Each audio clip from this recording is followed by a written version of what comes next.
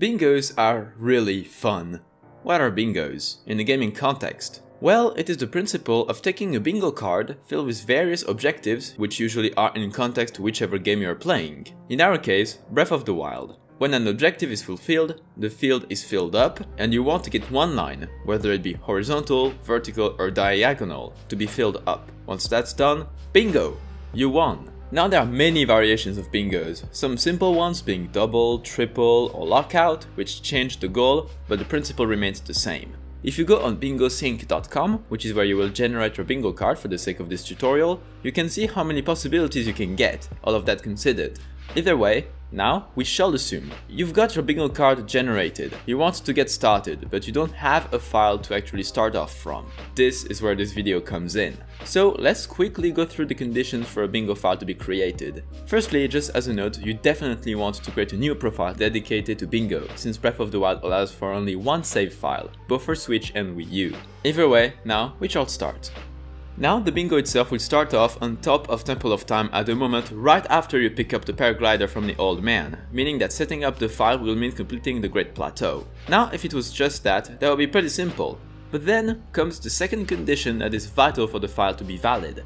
You mustn't pick up a single item, kill a single enemy, open a single chest, nothing. You must make sure there is nothing on Link other than the runes, the paraglider, those 4 orbs, and the only interaction with the world itself is activating the tower, the shrines, and completing them. It may take around half an hour to do, but once that's done, you won't have to do it ever again. So let's not lose too much time and let's go. So the entire beginning of the setup is just how you would start a normal playthrough.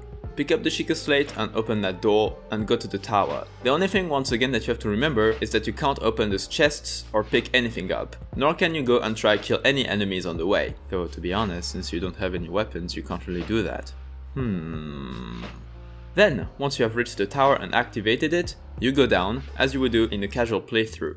And now you have to do the shrines. Now, technically speaking, you can do them in any order you want, except for one thing, which is that you need to have bombs done before stasis, and I will explain why later. But in any case, it's convenient, because that shrine is just next to the tower, so you can either go to bombs first and then magnesis second, or vice versa. Once you are done with all that, teleport to the Shrine of Resurrection and go out, and then go to the left to go towards Cryonis. This is where things get interesting. While you traverse those mountains, you will need to watch for your health. And whenever you reach only half a heart, you stop, save, and wait until you die. What will happen is that you will respawn right where you saved with all of your health. Once that happens, you just go on your merry way to the shrine.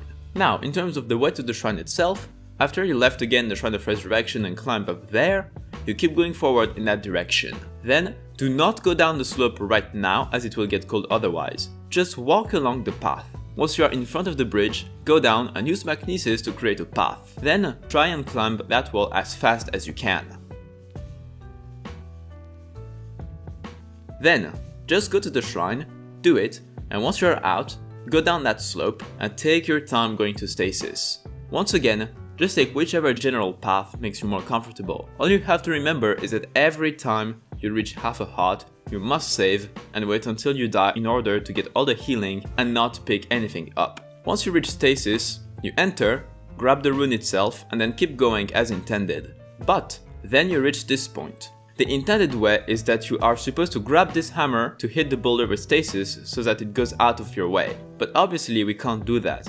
Or you could do the speedrun way, where you use the shield jump to skip this entirely. But as you already can see, this requires picking up a shield at some point, so this is likewise not possible. So what you want to do here is set up a bomb here, activate stasis, blow up the bomb, and set up and explode another one just in case the first one wasn't strong enough. And then wait until stasis is released, which should put the boulder away. This is why it is necessary to finish bombs first, as you need them for actually completing this shrine within the bingo rules. But either way, once you're done with this, complete the shrine, go through the Old Man dialogue, and then run to the Temple of Time, go on the roof and trigger the cutscene. The bingo file is officially set up once that cutscene is over and you have the paraglider, so yay!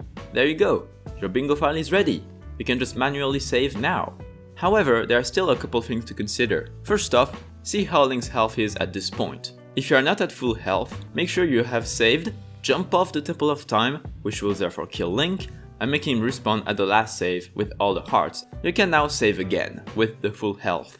And of course, something that I would like to add is that if you want the bingo file to start off at the beginning of the day when the sun rises, for instance, then do feel free to just wait on top of the Temple of Time until the right time is come, and then save again. In any case, once everything is set up, then your file really is ready. The last thing I really can say that could potentially be of help is this. Just make sure to not manually save at any point during any bingo sessions. Because if you do, that means that it is then impossible to simply reload at this point, meaning you have to set up the file again. In any case, I really hope that this video could provide some help with it. Of course, all of this was for Breath of the Wild, but there are many bingos for many games out there, and if you're interested in seeing more of them, I would absolutely recommend you guys to check out Bingothon, an online marathon hosted on ESA's Twitch channel that is entirely focused on just bingos, on which I had the honor to help in the making. I'll put all of the links in the description if you want to know more about it. In any case, if you want to find people to play bingo with, I would also recommend joining the Breath of the Wild Speedrunning Discord server, of which I will also put the link in the description. So thank you for everything, and just have fun with bingos. Bye!